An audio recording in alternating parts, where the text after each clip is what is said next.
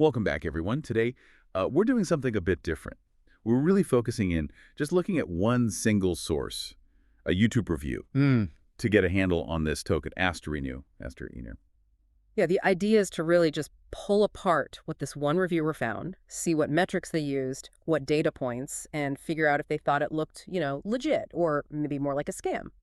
And it's interesting how the source described it, right? They called Aster a meme coin drive, so definitely leaning into that viral hype culture. But they also claimed it has actual utility, things like seamless cross-chain connections, and importantly, the idea that holders can actually do something like participate in staking just by connecting a wallet. That's the hook they mentioned. Okay, that utility claim is definitely interesting for a meme coin. So let's dig into the basics first. Yeah. What about the token structure? Did the source give hard numbers? Oh, yeah, the review laid out the tokenomics pretty clearly. The total supply, the max supply, and the circulating supply were all identical. 1 billion tokens. 1 billion across the board. Exactly. And another key detail the source highlighted, zero tax on transactions. Zero tax. Okay, so that combination, the fixed supply and no tax, that sounds like it's maybe designed for fast trading, high volume. That seems to be the implication noted in the source. Yeah, it sort of de-incentivizes big sell-offs that might trigger taxes elsewhere and encourages, accessibility and movement. Right, accessibility. So if it's built for trading, where did the source say people were actually trading it? The review mentioned a price, didn't it? Almost $0.00059. Yeah, just under $0.006 according to the source. And in terms of access, the review noted it was listed on quite a few known platforms, places like PancakeSwap, Bitmart, Uniswap v3, and also K6. So a fair bit of reach there. Okay, multiple exchanges. That does lend some credibility to the cross-chain claim the source mentioned, doesn't it? If you can actually trade it easily on different platforms. It certainly makes the claim look less like just, well, a claim and more like something happening in the market based on what the reviewer found. And what about the users, the holders? The source mentioned numbers there too, right? It did.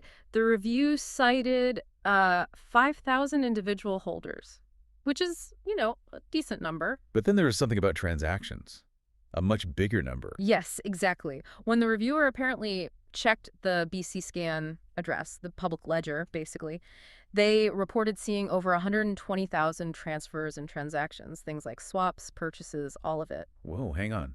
120,000 transactions from just 5,000 holders. That's a huge amount of activity per holder. It is. It's a massive ratio. And it does raise a question, does that point to genuine long-term interest or maybe more towards high turnover, speculation perhaps, especially with that zero tax thing we mentioned. Yeah, good point. High volume, zero tax. Yeah.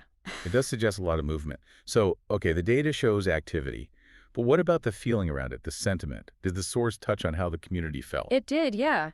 This is where it gets quite interesting regarding market perception. The reviewer pointed to community votes. Apparently, out of about 2,600 votes, something like 86% were bullish. 86% bullish. Wow. Yeah, and only 14% bearish.